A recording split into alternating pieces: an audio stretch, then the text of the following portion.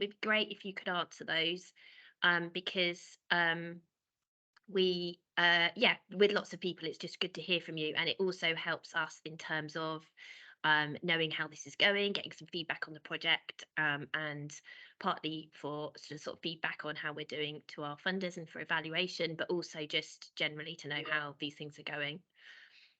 Okay, so, and just to say, the event's been recorded, so Krista's just got that started for us.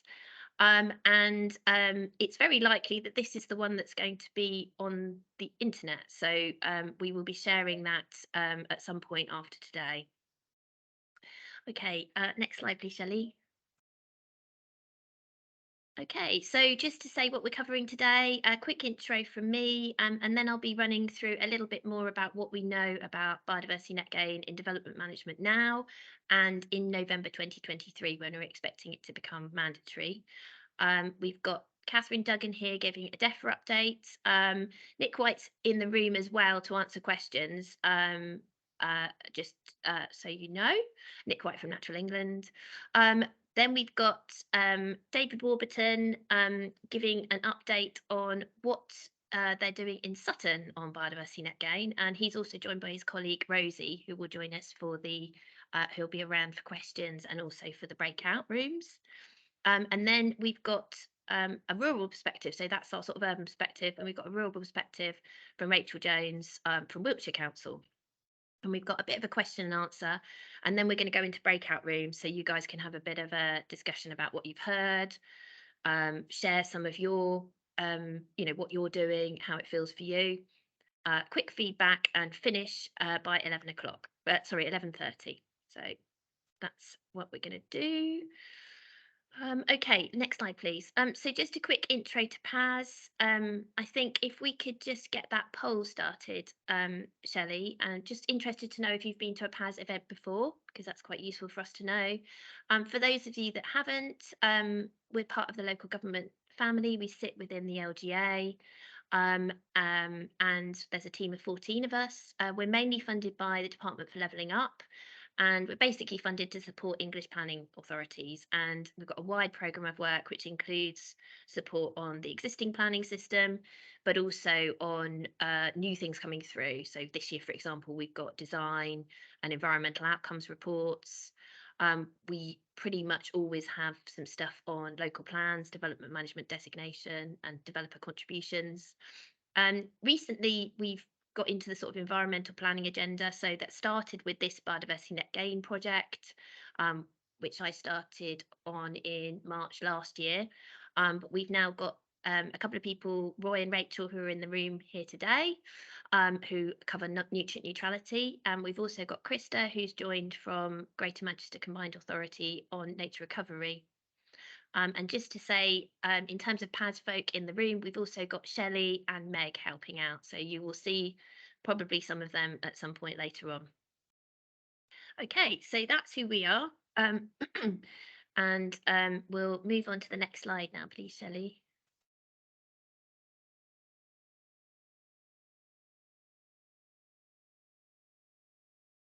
You will note that I am not sharing my screen, which is slightly inefficient, but I've had to move out of my house due to building work going on. So I'm very kindly hosted by Brighton and Hove City Council today. And I think we've got at least one, if not two, people from the planning department there. So thank you very much, guys. Yeah, just a bit background around biodiversity net gain now. We've got the National Planning Policy Framework, and that does specifically mention net gain for biodiversity. And obviously, net gain sits more generally within the environmental objective of sustainable development. But we've got paragraphs 174 and 180 that specifically mention providing net gains and providing measurable net gains. And there's also the natural environment planning practice guidance, and actually that's got a really useful it's got quite a long section on biodiversity net gain, and it's got some really useful stuff in there, so that's really useful to see. In terms of I think one of the things to just note, which I'll come back to in a minute, is it mentions measurable net gains, but it doesn't say how to measure them. It doesn't set a type of measuring, and it doesn't set a target. It doesn't set a level of net gain. So just bear that in mind. So that's the current policy. Shelley, next slide, please. And then, so that's what's happening now. We are expecting biodiversity net gain to come in and become mandatory in a year's time, so next November. Um, that requires secondary legislation, and Catherine from DEFRA will give a bit more of an update on what's going on with that. But basically, we know quite a bit about what's happening with the mandatory system. We know that the Town and Country Planning Act will be modified. We know that a minimum of 10% net gain will be required, and that will be calculated using the biodiversity metric, which is already available. That there's a version 3.1 that's available. And if you're interested in knowing more about the metric, we've got some training on that available that was run last October on our website.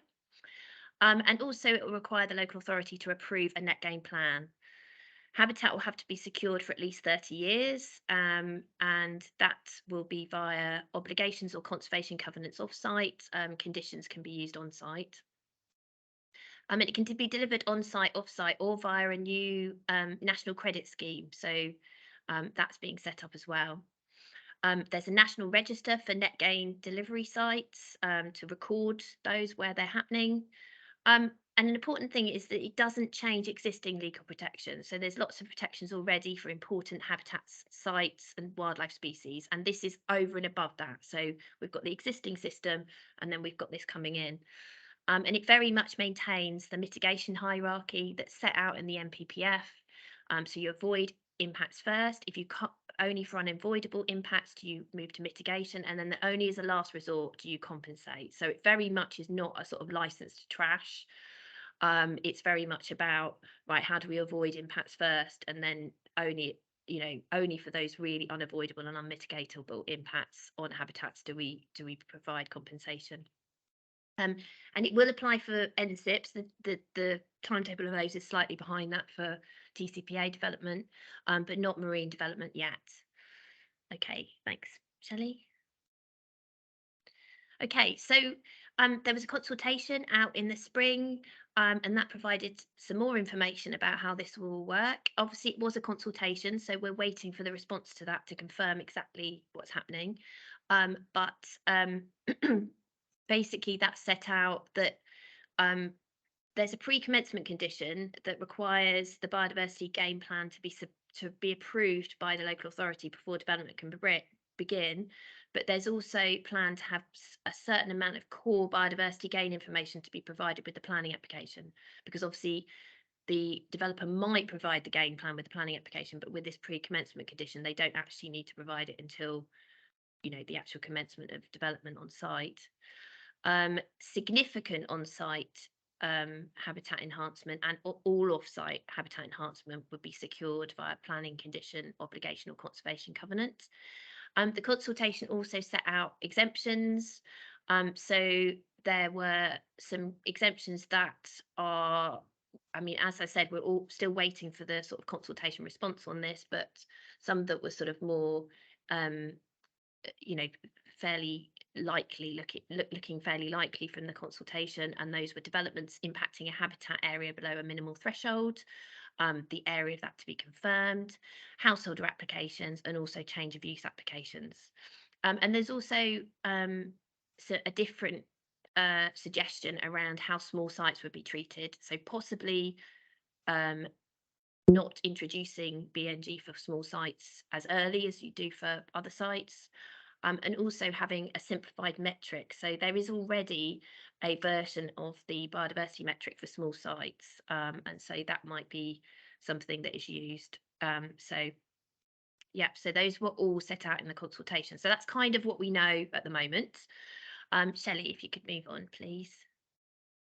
I'm just going to click fly this one. I'm not expecting you to be able to read that, but just to flag that there is this process diagram for taking development through the Town and Country Planning Act in the consultation. Just to say, if you want to know more about the consultation, because I'm zipping through this, again, we ran some events in the spring around the consultation, and those are all available on our website. So you can have a look at the slides, listen to the recording. So do have a look at those. Next slide, please, Shelley. So we found that summary a bit difficult to think about and what exactly that meant for local authorities. So we just worked through, okay, well, what's your normal planning application process? And when we get to mandatory biodiversity net gain, how does that then fit in with your normal process, and what does that mean? So if you could go on to the next slide, please, Shelley. So lots of post-its notes here. Again, this is on our website, so don't worry too much, and we will be sharing the slides afterwards. But just to talk through this a little bit. So the pale green in the middle is your kind of standard planning application and process, and the yellow post-it notes at the top are what we think an LPA is likely to need to do. So some of those we're pretty clear on from the consultation and from the regulations. Some of them, sorry, not the regulations, the Environment Act. Some of them we're still a bit, oh, is that how it's going to work? And we're waiting for sort of more information on that. The orange and red bits are for a developer. So we've just been thinking through that. So I think just thinking about, at that early stage, pre-application advice, it's just you're likely to need some more ecological advice from the local authority, and the developer are going to need to start thinking about this earlier on. And one of the key things is really thinking about that mitigation hierarchy, and probably even in terms of thinking about their site. Do they want to do this site? Is this the right site? If it's got really high value habitats on there, it's going to be pretty difficult to do BNG. So you might not want to even start developing that site. But then when you're thinking about your design, how can you avoid habitats that are important, and so you're minimizing the amount that you're having to create rather than keeping what's there. So there's some work to be done potentially around that pre-app stage, and I think that's one of the really key things is to get involved as early as possible. Checking for biodiversity information at the validation stage. So has the information that's meant to be submitted, we don't know the details of exactly what will be required, but has that been submitted at that validation stage? Then the consultation stage, it's not expected that you'd normally consult Natural England. They won't be have a statutory role in terms of biodiversity net gain. And then considering it. So if you've got on-site biodiversity net gain, you might want to look at condition to secure that. And perhaps we'll be getting national model development management conditions. So there might be one in there that you can use. We have got some examples on our website of conditions that people are using now for BNG, and hoping to share more of those. So do have a look at those. Need to think about your local policy. So what have you got in your local policy? So once biodiversity net gain becomes mandatory, it's going to be mandatory whether you've got policy or not, but you might have some specifics in your policy around where you want biodiversity net gain to be delivered off site. You may even have gone above the 10%. Some places are looking at go above 10%. So you obviously need to think about those. And at this stage, you need to apply that pre-commencement condition, which is about approving the game plan before commencement. Then obviously it goes to planning committee or delegated decision.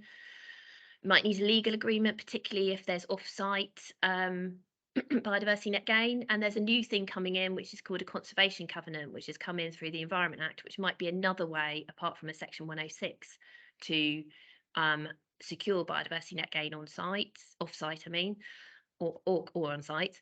That involves a responsible body, which is a different organisation. So there's some sort of, perhaps how does that interact with the planning system, and some thinking to be done there. Then there's the decision notice period, and then the developer will actually submit their biodiversity game plan, and that needs approval. And I think there's a question there around, oh, well, do we consult on that? Does that get taken to committee if it was a committee decision? Not quite sure, because it's obviously a slightly separate process. And then the developer needs to start thinking about how they're going to register biodiversity net gain off-site. So they do the registering rather than the LPA.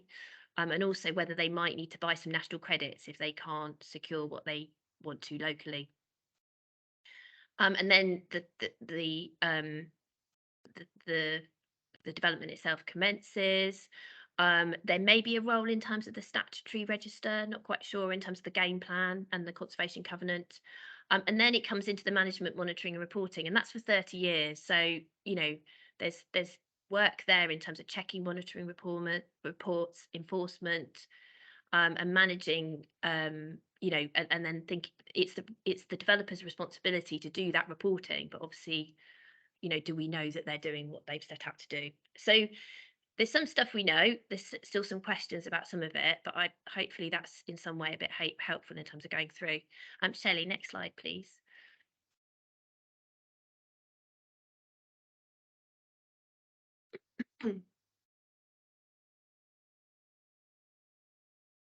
Yeah, it's taking its time, my end.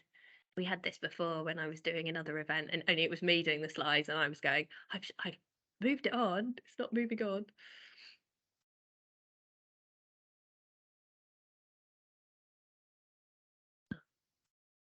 Flip up here so that I can see them on my other thing. So get there in a sec. Sorry about this.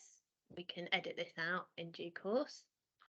Okay, so just to say, so that's the situation in terms of mandatory biodiversity net gain. Um, at the moment, it's not mandatory. I just wanted to highlight some recent planning appeal decisions, and just to really flag that inspectors are basing their decisions on the MPPF and local plan policies at the moment. And it's, as I said already, the MPPF at the moment does not set a measure or target for biodiversity net gain. Obviously, once it becomes mandatory, that will be legally required. So that's sort of sorted. But in the interim, that's the situation. The Environment Act is seen as a material consideration, but inspectors are recognising that we're still awaiting secondary legislation. So 10% gain is not yet law.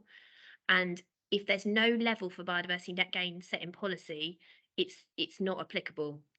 So I've got a couple of, I mean, there's more than this, but there's a couple of appeal refs there. Um, and basically, if the local plan policy doesn't set out a specific level of BNG, any gain is satisfactory. So there was a recent appeal in North Devon, for example, and it was deemed that only a 1% net gain was be sufficient to meet the policy requirements because there was a policy in the local plan for net gain, but it didn't set up a specific level. We've also noticed that sometimes the inspector will take account of other biodiversity enhancements that aren't measured via the metric. Because again, the MPPF and in this particular case, the local plan didn't mention a way of measuring biodiversity net gain. So in this case, they take into account biodiversity enhancement for species, and biodiversity net gain is very much a habitat-based approach. It doesn't include enhancement for species, things like bat boxes, bird boxes. But in this case, they said, oh, well, actually, there was a net loss, but because they're doing all these other things, that's fine. It's an overall gain. So it's just worth bearing in mind if you are wanting to do BNG now, to just bear that in mind. And there is quite a lot of a weight of sort of planning appeal decisions and what the inspectors are basing their decisions on. Okay, next slide, please, Shelley.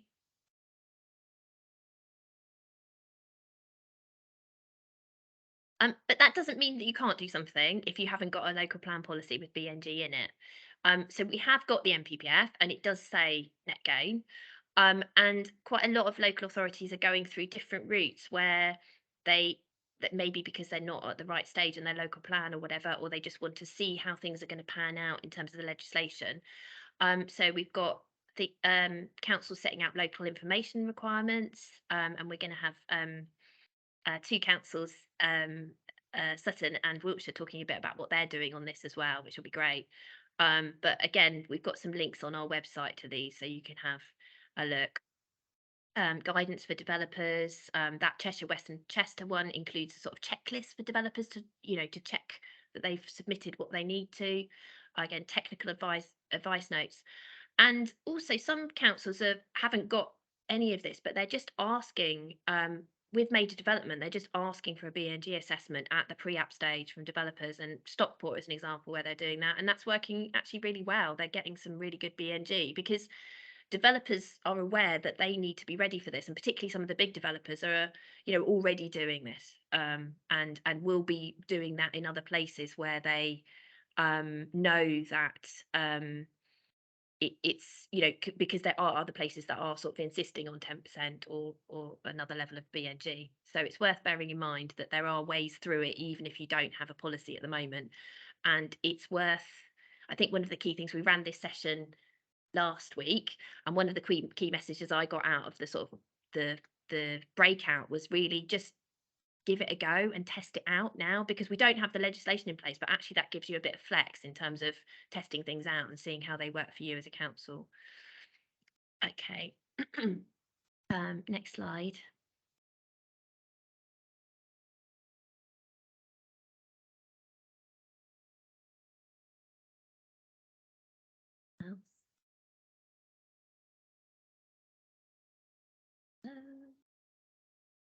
Okay. And I just wanted to flag a little bit about the fact that in the consultation there is some information about phased and minerals development and how those will be treated. Obviously, it's more complicated in terms of dealing with a site that's going to be delivered phase by phase. And so there is the consultation set out suggestions for an overall strategy with some key principles, and then BNG to be tracked on a phase by phase basis, and that you would agree the biodiversity value of the site up front, and then that would be the basis that would be go through the subsequent applications. So that's there in the consultation. Again, we've got a bit more information on that in the events we ran, and you can also look at the consultation online. Again, and then there would be a separate biodiversity game plan submitted prior to each phase, and also thinking about additional discretion and considerations for minerals biodiversity game plans accompanied by guidance, recognising that minerals sites often have temporary biodiversity and habitats changing over time. Yeah, so I just wanted to highlight, I know that Catherine's going to talk through this a little bit, but one of the things that comes up at every event we run is obviously the resourcing side of things. And, you know, we have a couple of people that are talking now who do have a resource in terms of, ecology, biodiversity expertise. We know that councils don't, not all councils have that. And Catherine will talk a bit about what the government is looking at in terms of that. But I think one of the things we're looking to do through this project is probably provide you guys with a bit more help around what you might be able to do now if you don't have that resource in-house at the moment. So we are thinking about that, and obviously would welcome any feedback on ideas for you, from you. But okay, I'll leave it there, and I'll flick on to the next slide, Shelley, and introduce Catherine Duggan from the DEFRA Biodiversity Net Gain team. Hello. Good morning, everybody. So I'm literally going to talk a little bit about sort of the DEFRA Biodiversity Net Gain team and what sort of DEFRA has been doing in terms of mandatory biodiversity net gain. Next slide, please, if that's okay. And it's moved on quickly for me, so I'm hoping it's moved on quickly for everybody else as well. Again, I don't want to labour the point, but as Becky mentioned, biodiversity net gain is currently within the planning system as part of the NPPF. It has been there since 2012 and was strengthened as a policy in 2018. A lot of what I'm going to be talking about is mandatory biodiversity net gain, which would come in from November 2023, which is an application of a mandatory approach across the planning system. Next slide, please, Becky. Just a little bit of history. Apologies if this is repeating what you already know, but I think sort of sets the context for mandatory biodiversity net gain. So the government consulted back in 2019 on making net gain, biodiversity net gain mandatory in the planning system, and then the Environment Act 2020 that achieved royal assent in 2021, that brought in clauses that would apply a minimum 10% increase in biodiversity to most planning applications, and the government at the time proposed some exemptions, as Becky said, including sort of household development, permitted development. The government also announced back in sort of 2019 there'll be a 2-year transition period following royal assent of the Environment Act.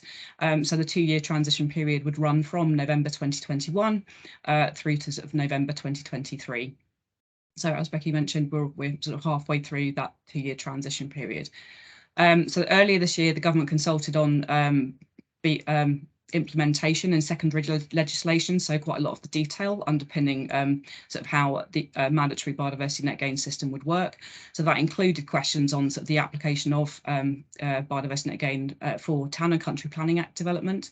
It also included the application of biodiversity net gain in nationally significant infrastructure projects, but that was proposed to apply from a longer timescale, so from 2025. It included proposed exemptions, and it also included some of the detail on the operation of a mandatory system, including how the off-site market for biodiversity units would operate, and a new national register and credit scheme for the off-site market.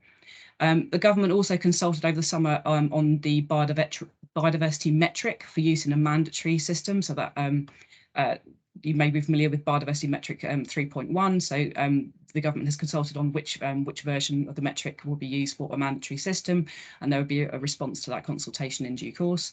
The government has also separately consulted on the principles of marine net gain. So what I'm talking about is predominantly terrestrial net gain, but there are other parts of DEFRA who are looking at the application of BNG in a marine environment as well.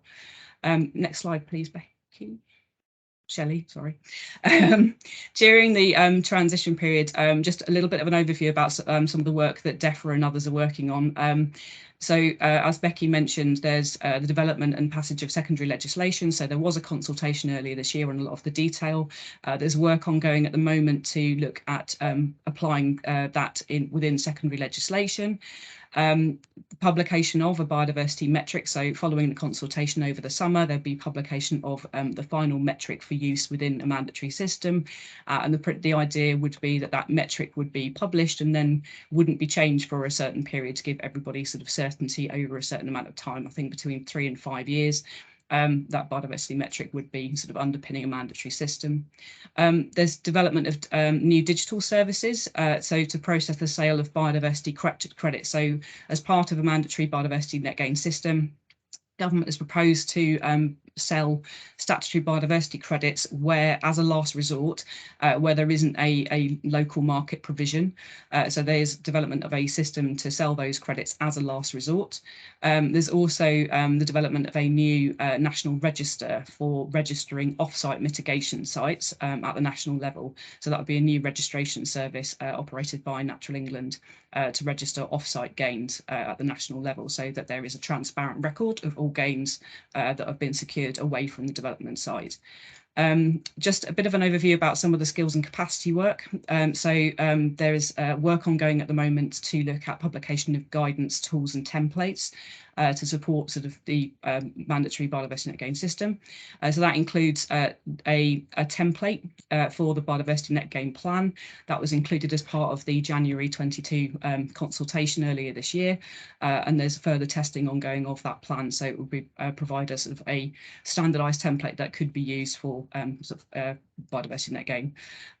There's development of a habitat monitoring and management template, which is being produced by Natural England as well.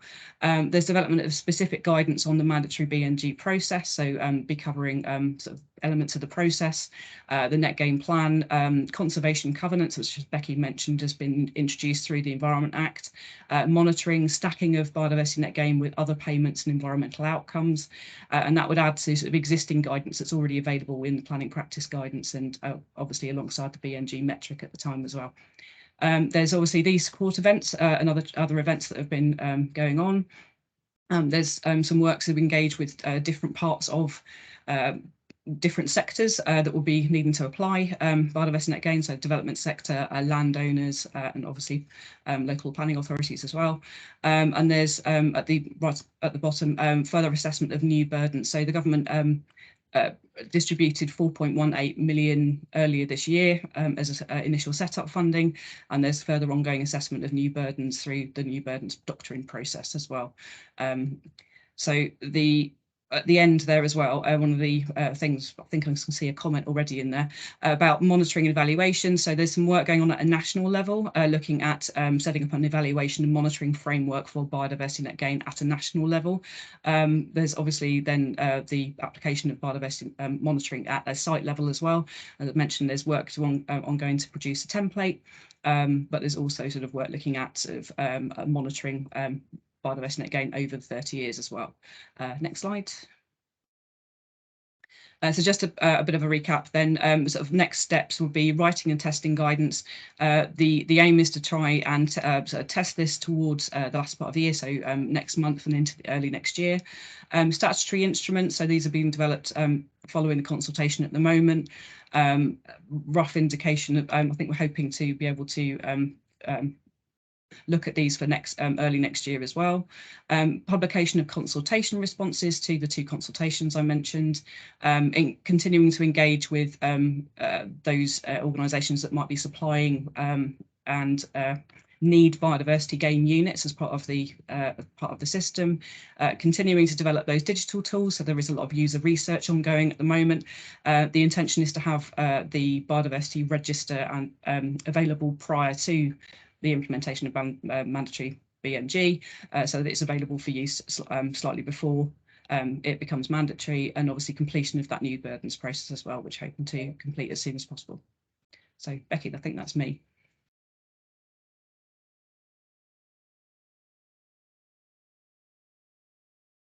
Great, thank you. Sorry for the delay. I'm still getting used to my setup in this room. Lovely. Thanks very much, Catherine. That's great. I'd like to welcome David Warburton, who's a Senior Biodiversity Officer at the London Borough of Sutton. And David's going to talk a bit about what they've been doing on biodiversity net gain and how it's working for them. So welcome, David, and thank you. Thanks. Thanks, Becky. Hopefully I can get the screen share to work. So let me just do that and that.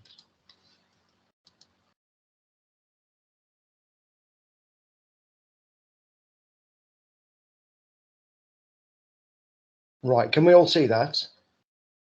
Yeah, we're all good. Thanks, David. Perfect. Right, let me just turn my camera off to try and save bandwidth as well.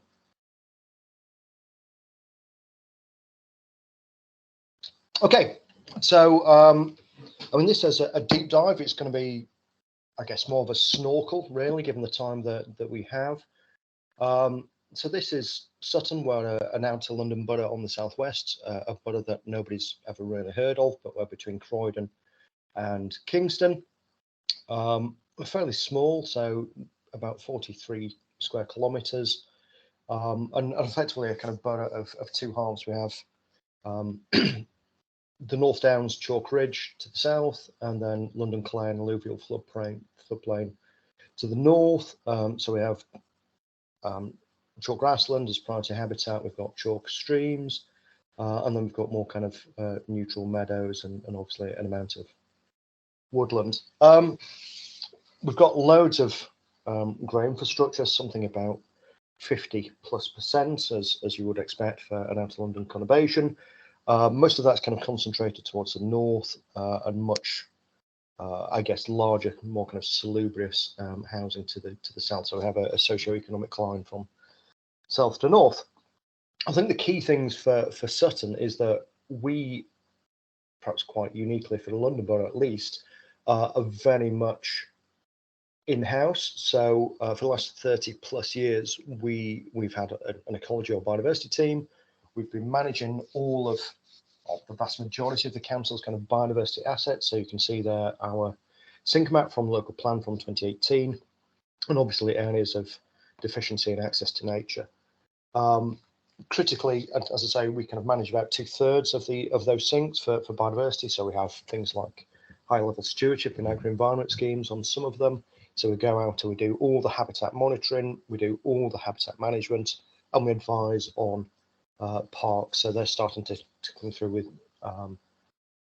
management plans that we're feeding into to try and get more biodiversity into there. So critically, the council owns something in the region of about 400+ hectares of green space. So the aspect there is that we have control over at least some aspects.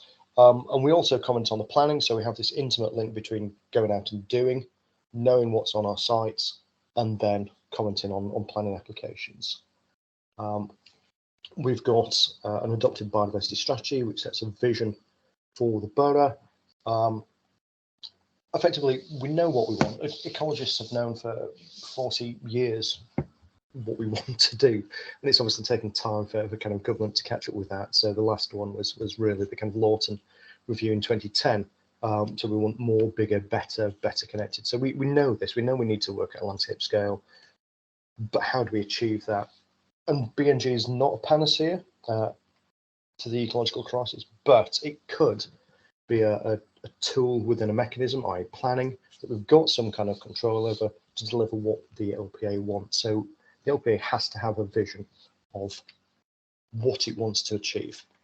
Just to give some quick examples. So we have London Cancer Hub, the Institute of Cancer Research. So this is a major development for Sutton and trying to build a kind of, I don't want to use the word world beating, but you know, a kind of world class science hub centre linking around the Royal Marsden and the Institute of Cancer Research.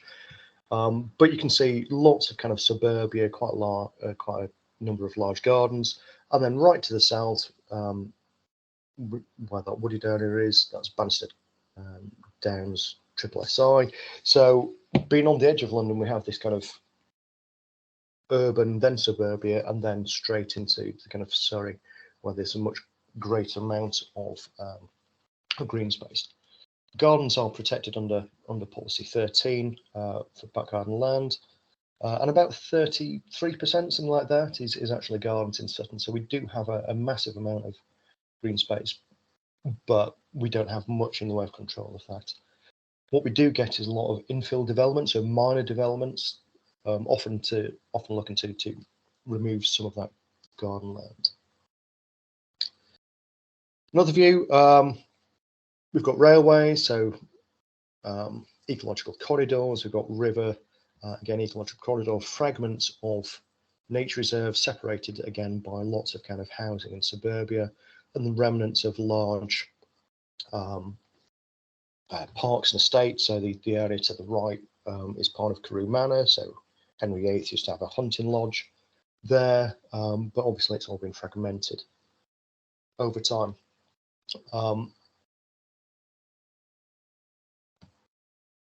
Sorry, let me just skip again. So how do we do BNG? So effectively, we adopted the local plan in February 2020, which critically used the term metric. So it talked about dephrometric, environment barometric, or a metric that the council subsequently adopts. It mentioned the term no net loss, so we don't have an uplift policy, but we have to achieve no net loss, and enhancements whenever possible. So that was the kind of framework, but how do we deliver that? So we came up with a technical guidance note, which sets out in more detail what we were going to do there. So we adopted through that a bespoke metric, which is effectively a tweaked version of Dave Lowe's from Warwickshire's to make it more kind of Sutton appropriate. Also, aspects about the kind of mitigation hierarchy, how offsetting would be utilised, and that enhancements, as per the definition within the local plan, only applied to habitats, because that's what biodiversity net gain is.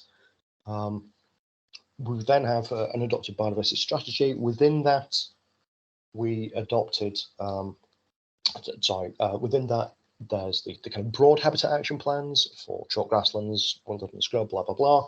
And then a biodiversity net gain and green infrastructure aspect. So as part of that, we adopted the biodiversity tariff to set out how much these kind of things cost. And then we went through the validation information for biodiversity as part of the local validation list to put all of these things in place to say, what is it that we want? Where do you, Mr. Developer, need to go? The issue is that, well, local planning authorities are major landowners. Collectively we own something like 500,000 hectares. So there's a massive amount of space there that we could potentially have control over and influence through the planning process. And so how do we mechanize some of that, or how do we leverage some of that power? So what do we ask for? So we ask for the usual, so a PEA or at the start, and then a phase 1 map, so all very standard, but we go down to 1 square meter. So our metric is tweaked to work to 1 square meter, so 4 decimal places. So much like the small site metric, it has that granularity. And then we ask for a biodiversity net gain assessment if the biodiversity net gain assessment is triggered. So in the local validation list, we state that there's a de minimis area of 100 square meters of green space or natural habitats or vegetation. If that's affected, or if greater than 100 square meters is affected, you need to do a biodiversity net gain assessment. So for us, that de minimis of 100 square meters is useful in terms of kind of trying to protect the amount of garden land and potentially, you know, encroachment onto sinks and things like that. But without being overly burdensome for us. Anyway, so we want the usual kind of, so we send them the calculator to create the biodiversity value, so the baseline values, what's there, and indicative values of what their post-development's going to be. So usually they don't have full landscaping at determination stage. We want to have an idea of whether they're likely to deliver a net loss or a net gain. And developers want certainty. They want to know if they're likely to have to pay the biodiversity tariff from an early stage. So having those indicative values is really useful to say, actually, if you pursue this route without doing, you know, the kind of mitigation aspect, then you may pay a substantial amount. So that helps kind of focus them to go, oh, actually, the mitigation hierarchy is important. And effectively, as Becky said, that equates to the biodiversity gain information that's proposed through the mandate. Major issues for us really are that people don't really kind of look at our policy detail. Post-development habitats are just, you know, lots of these are kind of not realistic or deliverable given the kind of constraints whether on the site or whether they go to a management company.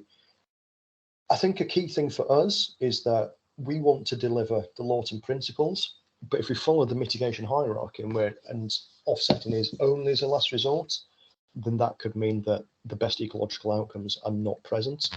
So we need to kind of consider that, and also, you know, ecologists really don't have a kind of wider vision as to what their development will contribute. It's all very much focused on those red line boundaries.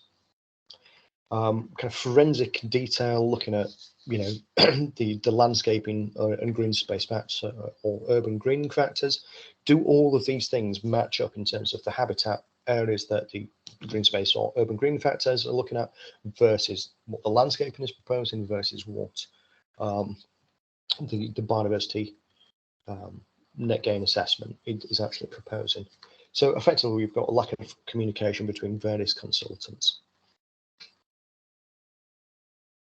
So how do we try and secure net gain? So really, it's through very specific conditions. So we have a biodiversity enhancement management plan. So we get the indicative information at a determination stage, and then usually have a detailed BEMP for pre-commencement, which specifies things like green infrastructure, so biodiverse roofs, which links to our policy 33 on climate change adaptation. Landscaping, so this refers back to the adopted biodiversity strategy. So we say that we want generally at least 60% native and local species to provide a variety of structure and food and nest resources. Management, so creation 5 years of aftercare and then 25 years of management thereafter. And monitoring reports on years 1 to 3, 5, 7, 10. So we're front loading that monitoring because the habitat creation and aftercare is the most critical period to actually getting these things right. And then hopefully that all kind of works, and then every 5 years thereafter. And then we also add in features for critters, so swift bricks, starling boxes, things like that, again referring back to the adopted biodiversity strategy. And then a statement of conformity at preoccupation to go have all the features within for critters, all the aspects within the BEMP being delivered. So it's our first stage of monitoring that we get the ecologist who's named in the BEMP to submit all the necessary information that we want as a preoccupation condition to go, right, here it is, here's photos of the habitats being created, here's photos of the bat boxes in situ, blah, blah, blah. We also have section 106. So as part of that, they will sign section 106 to say that they will deliver the biodiversity net gain value through the BEMP if they're likely to deliver a net gain.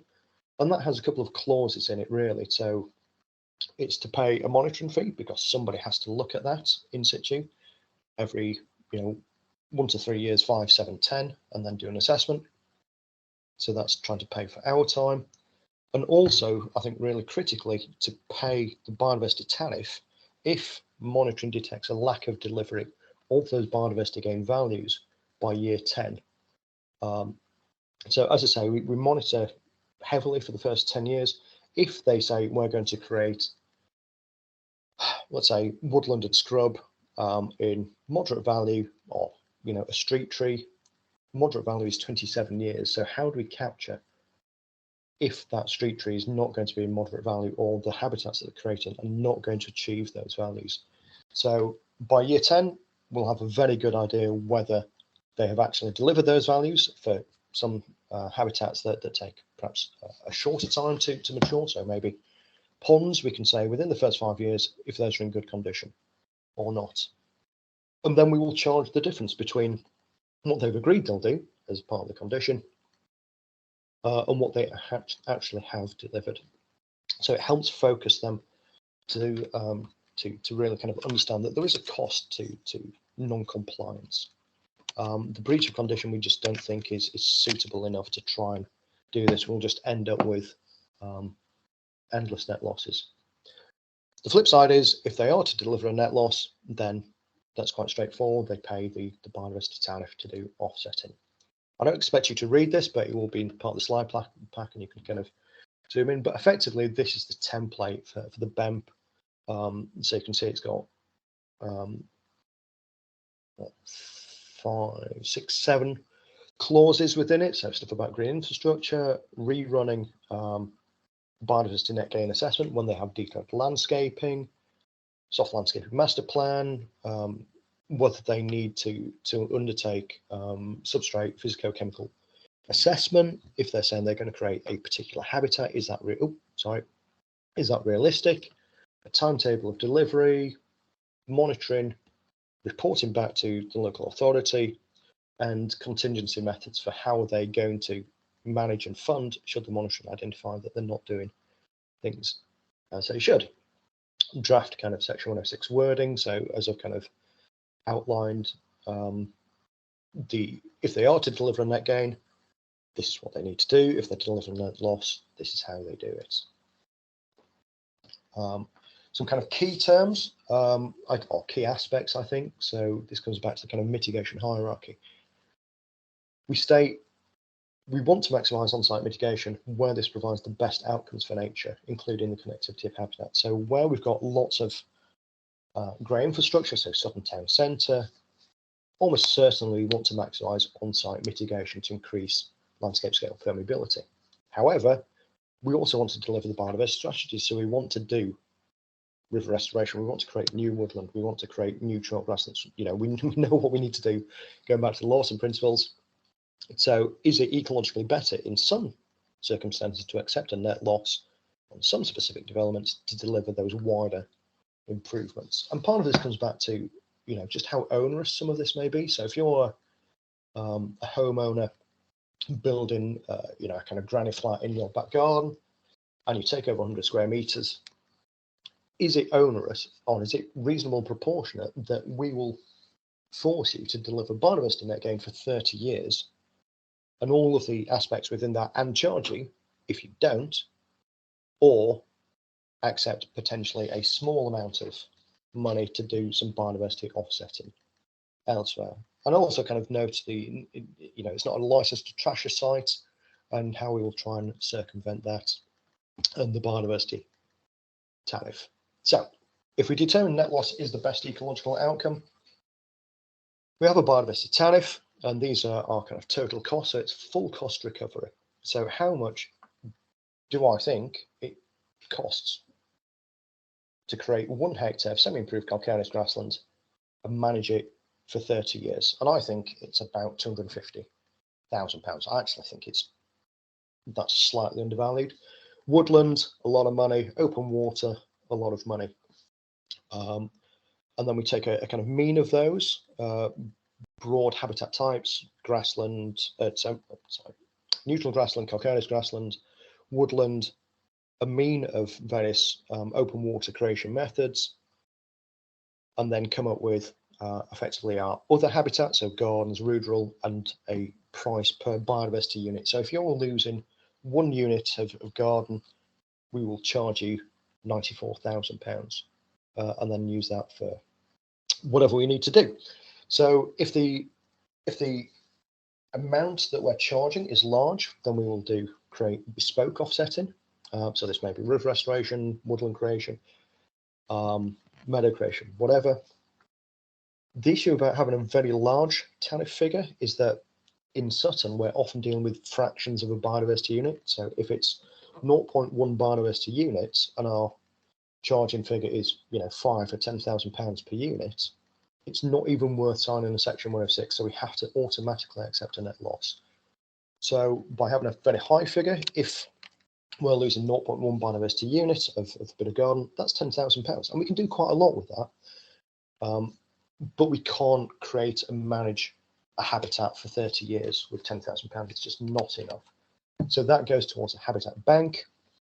So we say, right, you will pay £9,400 or £26,000 or whatever it, those kind of figures are, and goes towards either a bespoke offset or a habitat bank where we're creating habitat that we know is of value. So this is, again, it's quite a small screen, but effectively this is the summary of how I've kind of tried to work out all of these aspects. So how much does it cost to create a hectare of semi-improved neutral grassland? What's the mean management cost per annum? And as I say, this is full cost recovery. So if I have to pay a contractor, which I do, to do most of these things because I don't have, agricultural equipment just lying around, this is how much it costs. So I've taken a couple of quotes from a couple of our contractors that we use and kind of created a mean of all those costs. How much does it cost per annum? How much does that cost over 30 years? Trying to account for inflation. So we get a kind of total set of management and creation costs. We then have an insurance contribution, which is 10% of those total creation and management costs. And that's effectively contingency funding, i.e. I put in a fence line for cattle grazing or sheep grazing, and that's ruined. I need money available on that basis if all my standards of whips get destroyed by vandals or somebody drives across the site or the site is burned. I need money there for ongoing management. If you manage sites, you know that you need monies there. And then we have a management contribution, which is 20% of the total creation management costs. Somebody has to spend time looking at this. So it's my time, it's Rose's time, over 30 years to understand this, to organise contractors, to do all the site management and monitoring. It's just a kind of summation there. So here is just the kind of I kind of start doodles really for local nature recovery and our biodiversity gain site register. So here you can see Beddington Park, around about 78%, I think, amenity grassland. But there's chalk river running through it. There's some lowland wet meadow, bits of woodland, but really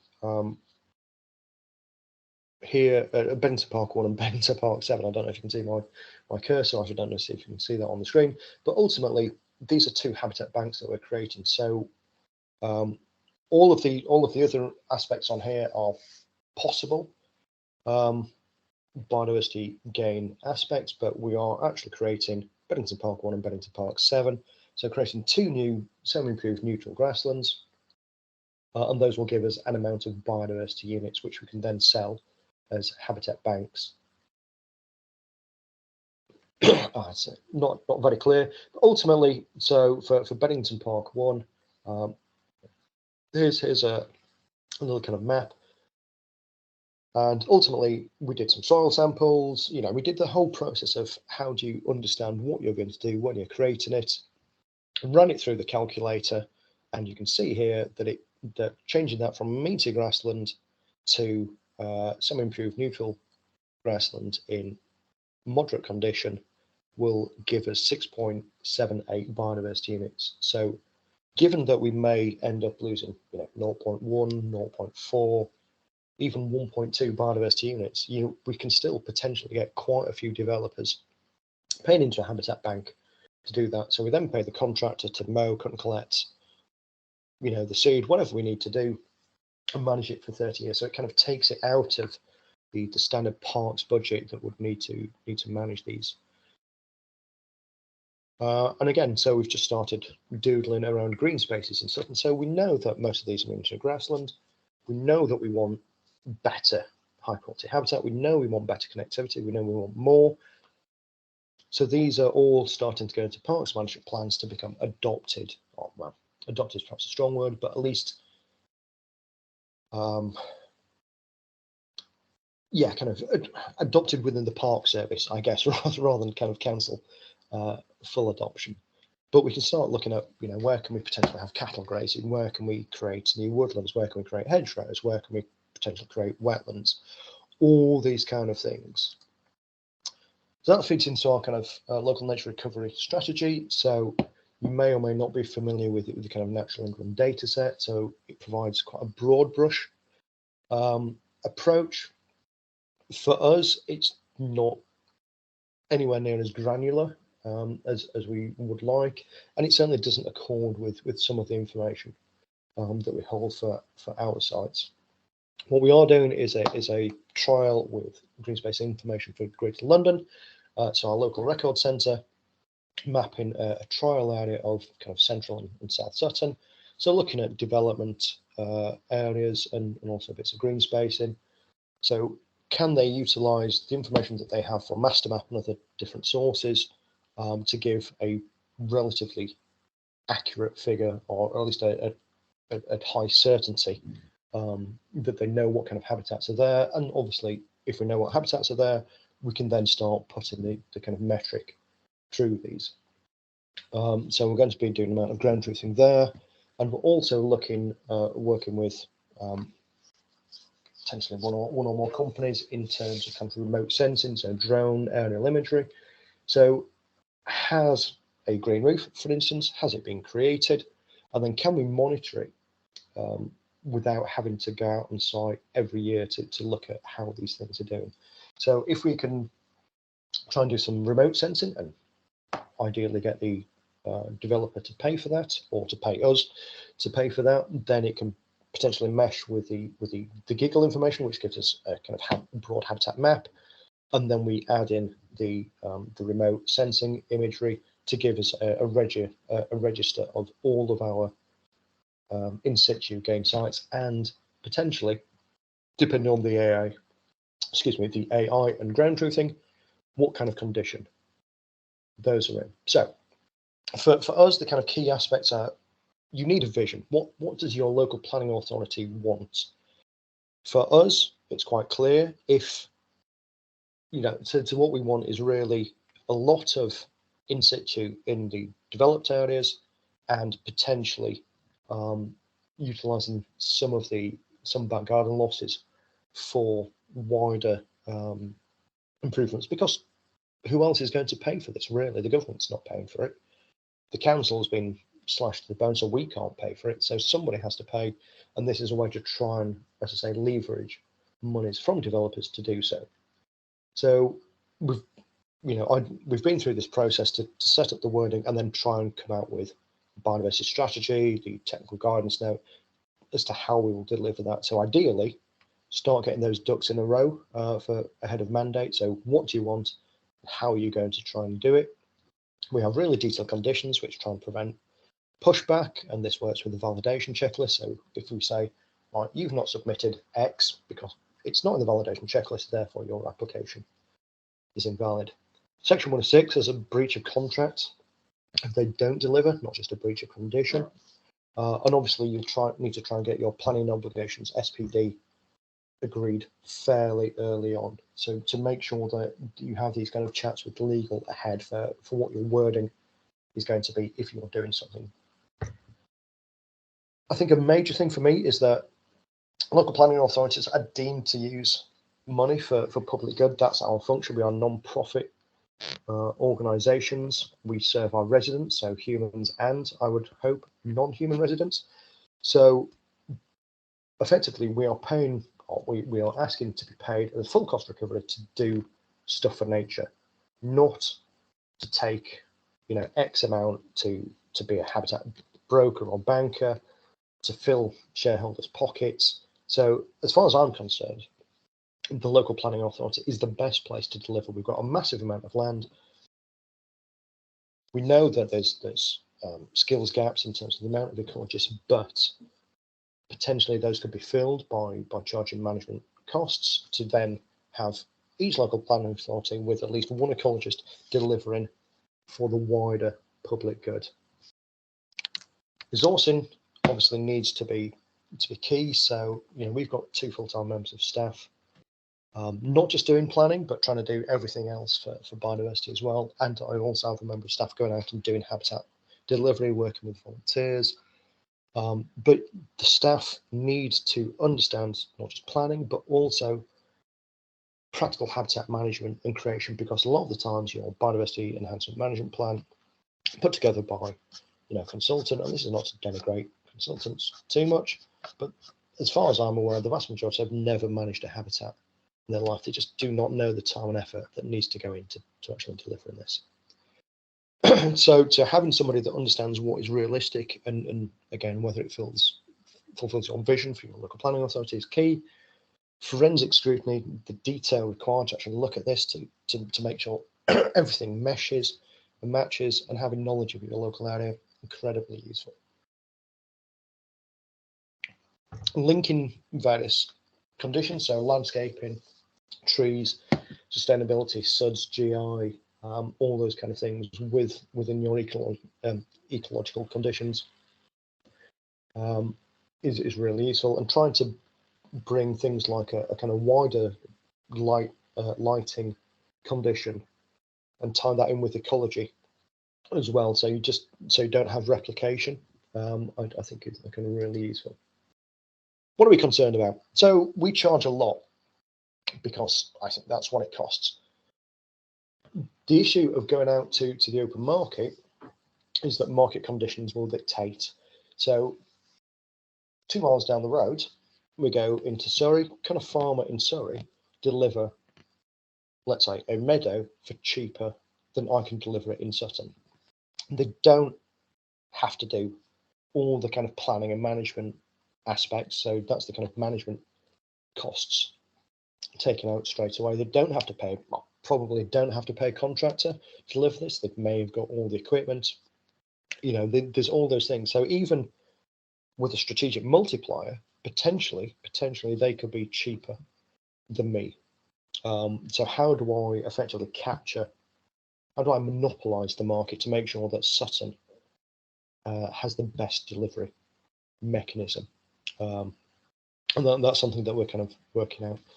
Nationally, this is a very last resort for the statutory credit cost. It's supposed to be an unattractive cost, but is it going to be more unattractive than my cost?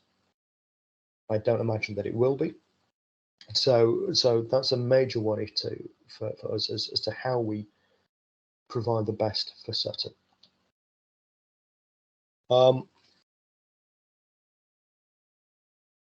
We currently charge, I guess, what's termed a general tariff, which in the consultation will not be allowed for habitat banking. So I can take money from any garden development and say, right, it's going towards these habitat banks in Beddington Park, for instance.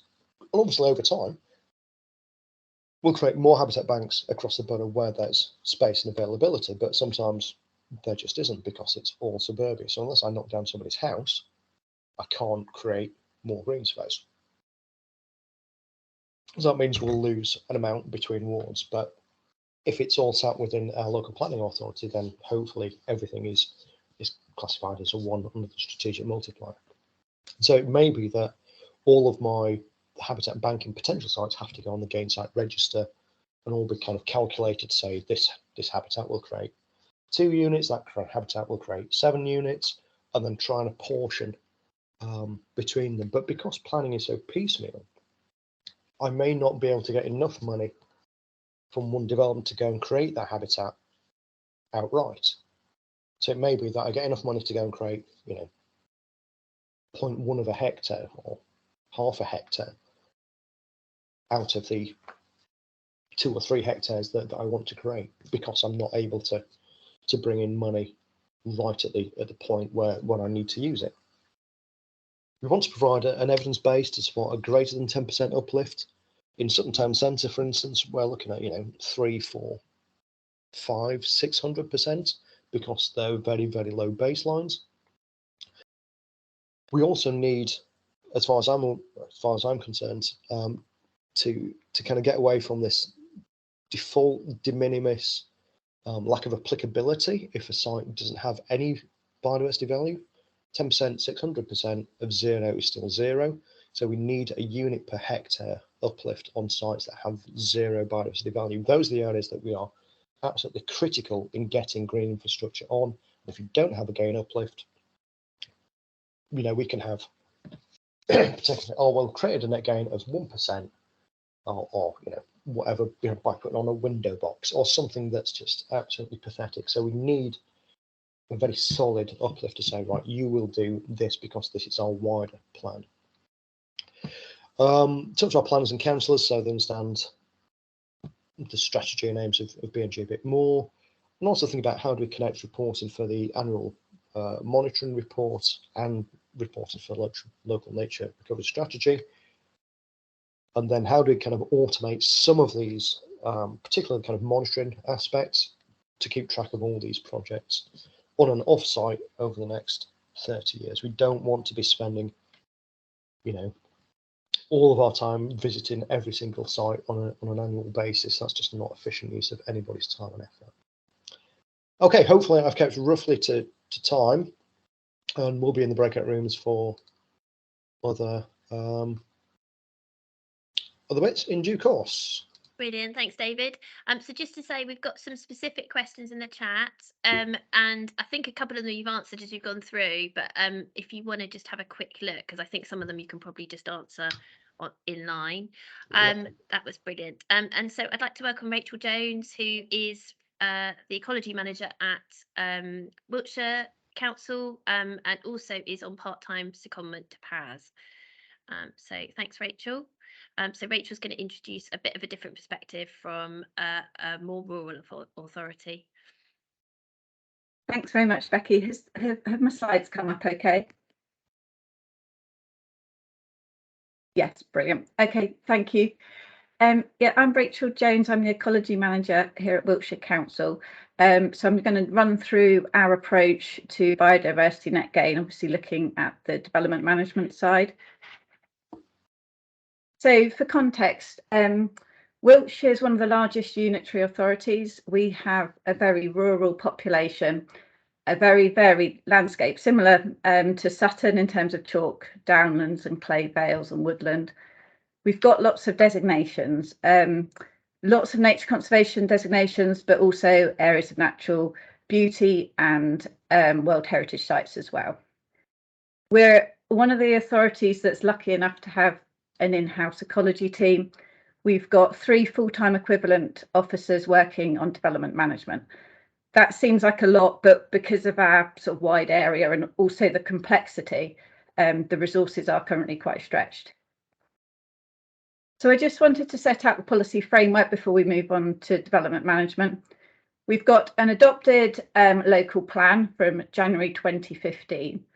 That sets out that we've got no net loss of local biodiversity resource. So we've managed to get that in the policy.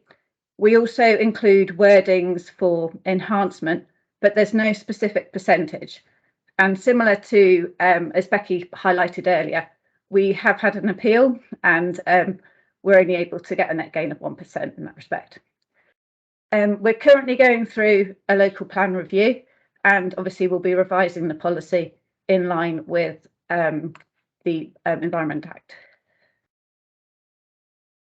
So what we're doing at the moment is we're using biodiversity net gain metric to help applicants evidence that there's no net loss on site. So the idea is that they provide evidence of the biodiversity net gain metric 3.0 or 3.1, and we use our ecology team to sense check the existing and future habitats. We cross-reference the plans, and we also flag any conflicts that are coming up. So especially we're looking at habitat enhancements within public open space, so that these can be secured going forward. We do find that the various stages of the planning process can add complexity, especially when you're moving from outline planning applications to reserve matters. What we often find is space is very much constrained going forward, and where promises have been made, they're obviously harder to materialise later down the process. We are finding that around most developments are able to achieve around 5% net gain. We do, however, have some that are on about 50% net loss. That is particularly just one particular house builder and another sort of repeat offender. But generally, most sites are able to deliver 5% net gain or thereabouts. So what we're trying to do is, as well as securing sort of wider LEMPs or so landscape and ecology management plans and construction environmental management plans, we're trying to secure one plan at the permission stage that looks at biodiversity mitigation. And basically it's about evidencing what is on the site already and the commitments that are being made by developers for mitigation. So the focus is largely on protected species mitigation. We have lots of issues in Wiltshire with bats, so it's about looking at wildlife corridors, we're looking at buffers, and what we're trying to do is just get one plan that sets everything out that they're promising to do. And the idea is that, provided this is mapped to scale and it shows the extent and the purpose, is that we can secure that either through condition or through a legal agreement with any permission.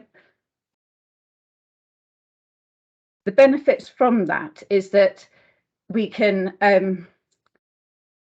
basically secure that at that stage, and it can then be used as we go forward with later planning application stages, or also in terms of construction compliance and also later compliance and enforcement. What we're finding at the minute is that it is very difficult to actually get applicants to get the right information on the right plans. We get lots of reports, we get lots of often conflicting plans. The layout plan might be different to the landscape, which might be different to the ecology. So what we're trying to do is just get all of this information on one plan, and the benefits will be when biodiversity net gain comes forward, that the same information can also go onto that plan if possible. I mean, worst case, we might need 2 plans, but at least it helps us have a clear way forward. We're currently preparing a very short video for the website just to help. We're trying to get hold of that and help the applicants know what information to deliver.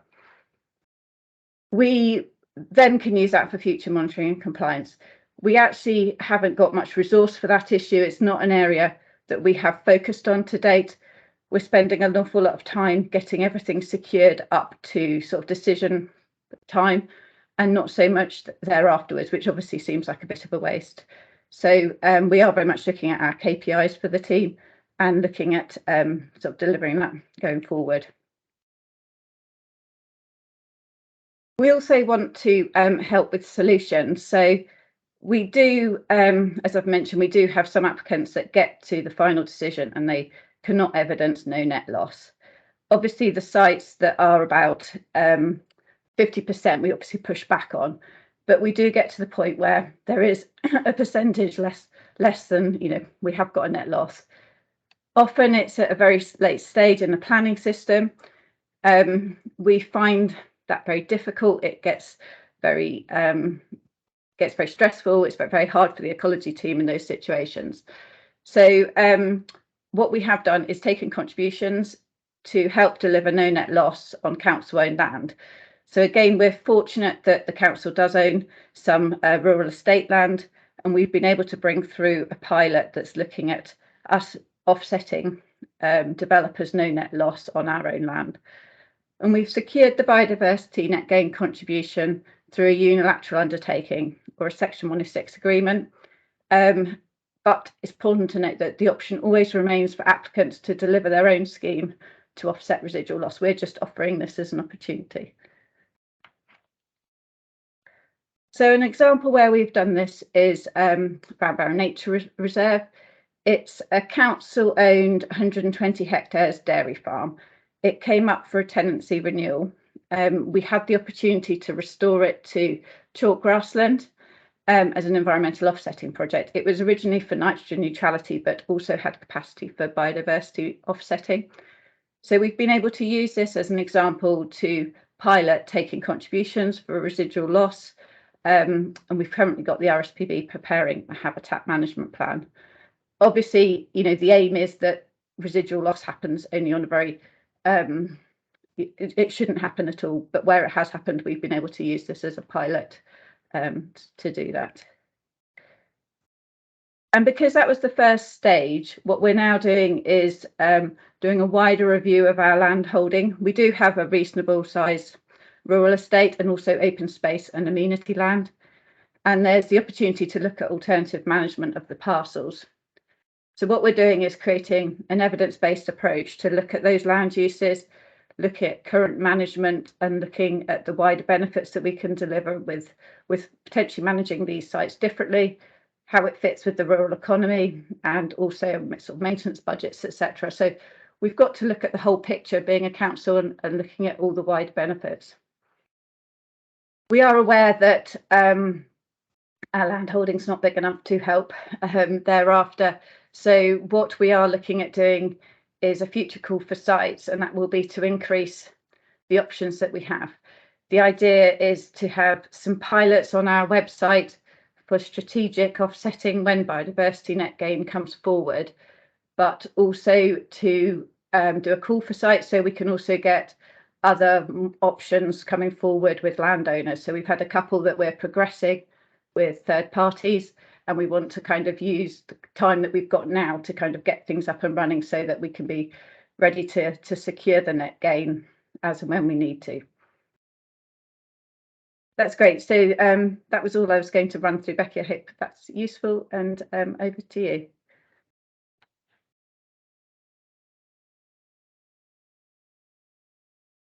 Brilliant. Thanks, Rachel. That was great. Sorry, I'm still having some slight issues with my setup here and can't read super quick.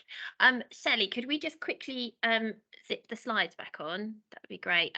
Thanks very much to Rachel and David. That was really useful. And just to say, so we've got some quick time to ask a few questions. We probably won't be able to cover them all, but we will get them up on our PAS website. So I think there were a couple for David actually that was in the Q&A. And I think possibly you can't see the Q&A, David. So just one here around, do you apply the biodiversity net gain policy to all applications, or do you have criteria? And also you said when the tariff cost is low, it wasn't worth the section 106. How do you decide that? So, right, so two questions there. So the first question, Becky, was how do you apply the BNG to all applications, or do you have criteria? Right, so all major applications have to do it. So again, you know, even if you have zero baseline, so you're a car park, for instance, and you want to create a block of flats, then we will push for as much as we can get there. So even though we don't have an uplift value, you know, we have supporting policies. So policy 33 on climate change adaptation says that all major developments should have a green roof on it. We say within that policy what we can prefer, which is effectively open mosaic habitat, i.e. brown roof, or a kind of replica dry grassland. It's further supported by the biodiversity strategy to say these are the types of biodiversity roofs we want. So we try and maximise those. We also say that we don't want sedum unless you can demonstrate that that's the only viable option. So, so all majors have to do it. Are the minors where the de minimis of 100 square meters comes into play. So if your development is 99.6 square meters, you don't have to do it. If it's 101, you do. It's a kind of finger in the air. If we kind of go smaller, is it going to be actually worth it? Because even with a very high tariff value, which is kind of what we come on to, if we're looking at, you know, the loss of 50 square meters or something, is the value of that habitat, particularly if it's, you know, ephemeral grassland or a bit of bare ground, or even a bit of, you know, kind of herbaceous introduced shrub, is it actually worth doing anything about? And that's kind of the critical issue, which kind of, so the second bit, remind me, I think I've answered part of that.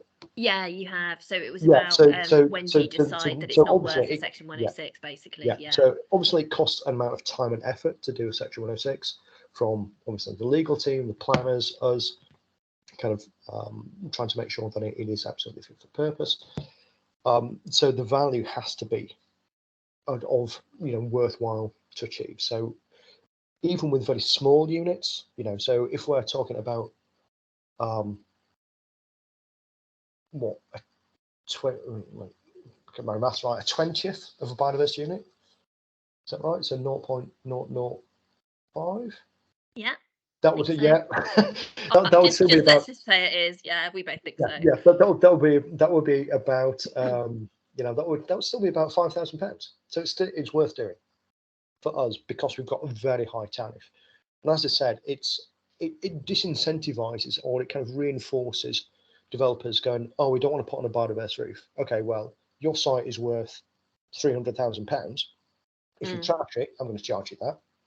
Or you suffer a net loss, I'm going to charge you £150,000. Oh, actually, I do want to put on a biodiverse roof. Yeah. Because that's £40,000. But equally, the flip side is for very small applications, it may be too onerous and not proportionate to actually force them to do biodiversity net gain, particularly for kind of small householders. Or is it realistic that a management consultancy will deliver these kind of habitats in this kind of condition for 30, 40 years? Because if you don't, I'm going to charge you the difference, and that could be quite a lot of money. So maybe we go, actually, you do kind of more kind of standard landscaping, we'll try and get the best out of it, but it may not be all singing on dancing. And then we put money towards habitat creation where we can manage it, we can control it. We know that it's going to have a high quality because we're going to do it. Yeah, brilliant. Thanks, David. Okay, that's great. And just to say, we're about to go into breakout rooms and we're going to have a sort of rural urban split. So if you've got more questions for David, and he's also got his colleague Rosie with him, you can ask more from them directly. So I just was going to have a quick question, probably for Catherine from DEFRA. So there's a couple of questions here that have come in around so there was one around the sort of planning balance and considering biodiversity net gain in the planning balance, and then how there's the potential for it to make some sites inviable because of the issues of delivering biodiversity net gain once it becomes mandatory. And then just also a question around how much land might be need to set aside for BNG to meet housing targets and whether that's been delivered. So obviously there has been an impact assessment, Catherine. So I didn't know if you wanted to just come in on those couple because they're sort of there slightly has. linked. Yeah, so there's a couple of things I might mention in this, and apologies, I was about to post it in the chat, but so there was a couple of things. There has been an impact assessment done that has looked at the impacts on viability. There's been a couple of things done. There was a report, I will try and post the link on the viability considerations of BNG. I think from the impact assessment, that estimated that sort of over time the price would be sort of passed through to land values. But yeah, I think some of the things that we are considering are things around where there might be sort of viability issues for BNG, things like obviously the proposal in the consultation around smaller sites for sort of process sort of easements, that kind of thing. But yeah, I think, yeah, there has been some work done, and I will post a thing in the chat about the biodiversity units in terms of supply and demand. DEFRA funded a study carried out by FTech, which was looking at the demand and supply of biodiversity, private biodiversity units across the country. I will also post a link to that study as well. I think sort of that's broadly found that there is sufficient potential supply in terms of units available. Obviously, applying the mitigation hierarchy, it's also about consideration of the where you're putting the site in the first place, as you mentioned sort of right at the start, as well as sort of the off-site provision. So yeah, there is sort of that sort of consideration as part of the overall system as well built on. But I will post a link to the study. Brilliant. Thanks, Catherine. That's great. Okay, we're going to leave it there in terms of questions. Some of them have been quite answered in line, and we will send those to you after the event. As I said, they'll be added onto our FAQs page. Shelley, could we nip on to the next slide? Okay, so we just wanted to do a couple of polls before we go into the breakouts, just because it's really useful to hear feedback from the whole room, because we don't hear from everybody, obviously, when we go into the breakouts and things. So if we do that first one first, and I learnt from the previous event that not to zip through them too quickly, because we don't get as many responses to the first one if we do that. So we'll leave that one up for a minute or so, and then we will move on to the next one. So yeah, we're just interested if you're already doing any work around determining planning applications for biodiversity net gain, and then also and there's some options there around what you might be doing, depending on whether you have a policy in place, whether you've got something similar to a developer's advice note, similar to David outlined for Sutton, or perhaps you're just doing that where you're engaging at a pre-app. You should be able to select multiple ones there, but hopefully. So yeah, that'd be great. Shelley, can we launch the next one? And this one is just to say, ask how confident you feel that you can be ready to deliver BNG in November 2023. And yeah, so we'll leave those. So I'll leave those running. And then the next thing is that we are going to go into breakout rooms. So I've had a request. I know we've got a lot of people in a room in Liverpool, and I've had a request from them I was wondering how it was going to work with the breakouts, to go on their own. So if you guys are happy to just have a discussion amongst yourself and then feedback, I'm afraid we haven't got a facilitator that we can use because we've only got a couple of us each, but you are welcome to join the main room. Otherwise we can set it up so you go into your own little breakout room on your own. What might be best is actually if you guys just sort of turn your camera off and mute yourselves, and you can just have a discussion in